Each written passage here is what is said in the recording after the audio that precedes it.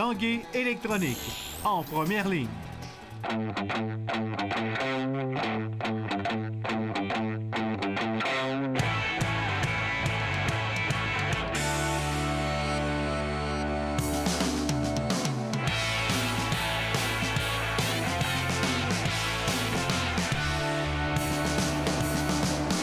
À tous, bon lundi, bienvenue à l'Esprit sportif. Dans l'émission aujourd'hui, il sera évidemment en question de la Coupe Vanier. C'est samedi à Hamilton que le Rouge et Or s'est incliné 39-17 face au Mustang de l'Université Western. Alors, le Rouge et Or qui devra attendre avant d'inscrire une 10e victoire à la grande finale de la Coupe Vanier.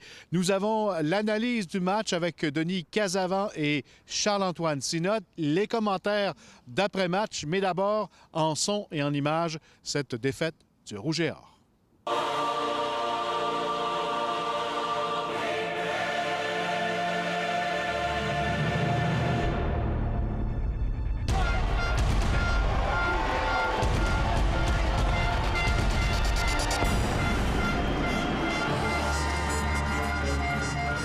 Charrière, et là, le porteur de ballon qui change de direction, court à l'opposé, reçoit un bon bloc, il va se rendre jusqu'à la ligne de 13. C'est Merchant qui garde le ballon, court en plein centre, touché. Chris Merchant sur une course de 13 verges. Premier essai 10, Joseph évite un premier plaqué. Joseph toujours debout dans la zone début. Cedric Joseph, 12 verges.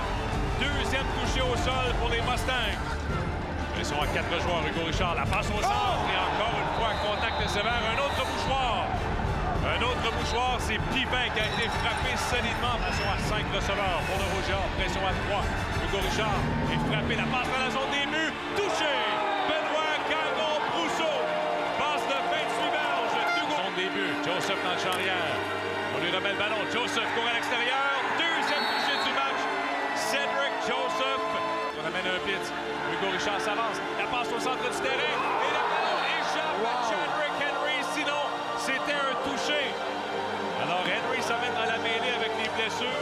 Fin de jeu au sol. Merchant s'avance. Merchant avec une passe et c'est complété à la ligne de 10 au 5. Touché.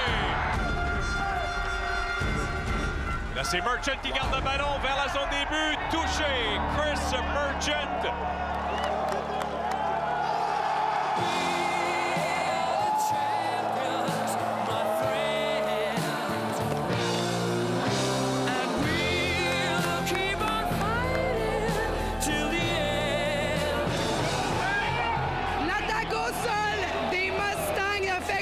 De la défense de Laval. Les champions en titre sont vaincus. Les Mustangs mettent la main sur la Coupe Vanier pour la première fois depuis 1994. Finalement, c'est le plus beau feeling au monde. Honnêtement, le monde ne comprenne pas. Ça fait pas juste 1 an qu'on travaille pour ça. C'est pas juste depuis le mois d'août. Ça fait 4 ans qu'on travaille pour ça. Ça fait 8 ans, 9 ans qu'on est pas allé à la Coupe Vanier. C'est le plus beau jour de ma vie.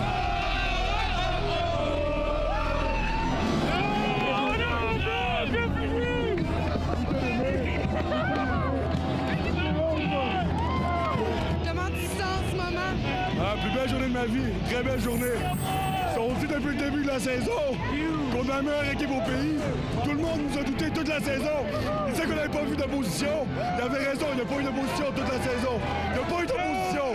Le petit gars de Québec est content. Très content, très content. De l'année passée, on a perdu à Yates Cup la finale de notre division. Puis on s'est mis comme mandat de travailler toute l'année, travailler fort dans le gym, dans les classes, dans le film room. Puis nous voici en ce moment, on mène National Champs. Je peux pas demander mieux avec mon meilleur chum Phil. C'est le plus beau jour de ma vie. On n'a pas exécuté. Ça arrive, les Western ils ont très bien joué, il faut qu'on leur donne. C'est une bonne équipe.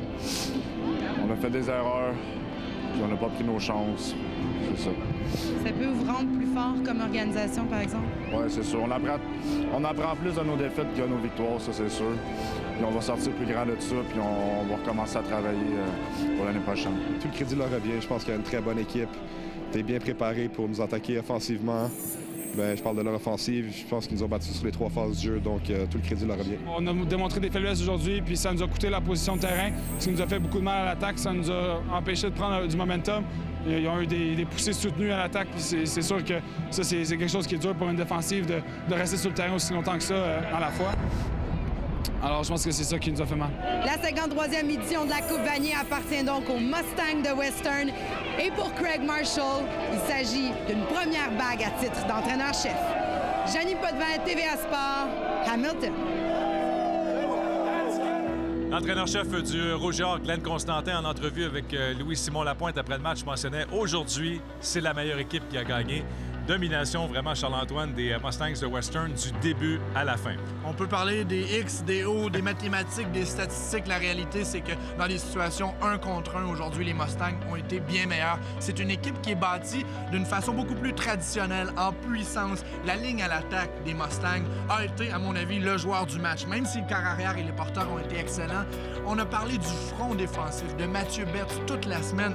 Et aujourd'hui, ils ont été absents. Pas parce qu'ils n'ont pas connu une bonne sortie, parce qu'ils ont été dominés du début à la fin de cette rencontre. La meilleure équipe a remporté la Coupe Vanier. Et on l'a senti également au début de la deuxième demi, alors que le Rouge-et-Or, à sa première série à l'attaque, n'a pas été en mesure d'aller marquer des points. Les Mustangs de Western reprennent possession du ballon et on va marquer un autre touché au sol. Et à ce moment-là, on sentait vraiment que la confiance était ébranlée du côté du Rouge-et-Or, même si on tirait derrière par 9 points seulement à la mi-temps. Ces deux séquences témoignent de 2 thèmes du match. Le premier, une passe de toucher échappée par un receveur de 2e année du Rouge-et-Or. Il y a eu tellement de joueurs blessés dans cette rencontre à des postes clés. On a testé la profondeur, mais c'est un bien mauvais moment pour se rendre aux 46e, 47e et 48e joueurs, de 1. De 2, les ajustements de deuxième mi-temps auraient été intéressants si ça avait été d'un point de vue stratégique, mais on en parlait tantôt. On n'avait simplement pas suffisamment de poids parce que l'attaque, justement, des Mustangs était tellement verticale, tellement en puissance qu'on n'avait aucune solution. Il manquait d'effectifs, de gabarit, et je pense que c'est une leçon à long terme pour l'organisation du Rouge-et-Or. Une 7e Coupe Vanier pour les Mustangs de Western, première depuis 1994.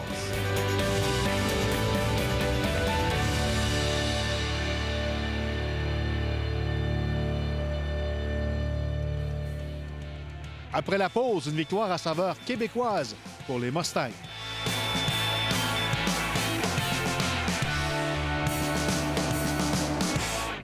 Pas moins de 11 Québécois étaient de l'édition gagnante samedi de la Coupe Vanier, les Mustangs de l'Université Western. Du nombre, Jean-Gabriel Poulain, qui a joué son football secondaire ici à Québec avec le Blizzard. Le reportage de Stéphane Turcot.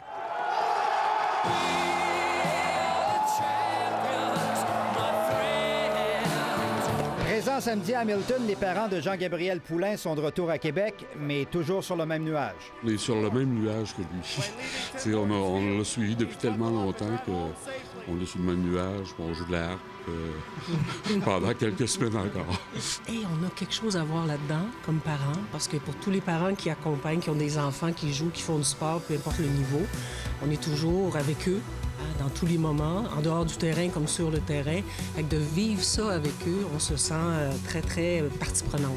D'ailleurs, ils font partie des rares amateurs de football universitaire à Québec qui célèbrent aujourd'hui. Encore ce matin, au bureau, moi, je disais « Hey, on a gagné! » Non, le Rouge-et-Or a perdu. Parce que moi, mon fils, il joue pour Western, puis Western a gagné. C'est ça. Et à London, leur fils et ses coéquipiers ont promis de profiter pleinement de cette première Coupe Vanier des Mustangs depuis 1994. Les gars veulent manger un gros bol de Cheerios dans la Coupe Vanier. C'est ce qu'ils ont dit. On va se mettre à la gang, puis on va manger ça. Mais elle va séjourner dans cette maison-là, j'imagine, donc on ira la voir, c'est sûr. Jean-Gabriel Poulain aurait pu s'aligner pour le Rouge-et-Or, lui qui avait joué son football scolaire pour le Blizzard du séminaire Saint-François. Ses parents ont accepté sa décision, mais étaient étonnés au début. J'ai été étonné par la distance. Et j'ai pas été étonné par la distance. Il y a une logique, hein? Ça allait un peu de soi, puis c'est aller à contre-courant d'avoir choisi d'aller à Western. Mais je connais bien Glenn, je connais Carl Brennan, je connais Justin Etier. C'est des gentlemen, tout ça. Mais c'est pas moi qui va jouer avec Justin Etier et Glenn. Si on lui a laissé, regarde, fais ce que tu veux, on va t'accompagner. Je disais, c'est comme le mariage, c'est avec qui tu veux, avec qui tu connectes le plus. Et la lune de miel se poursuit. Stéphane Turcot, TVA Sport, à Québec.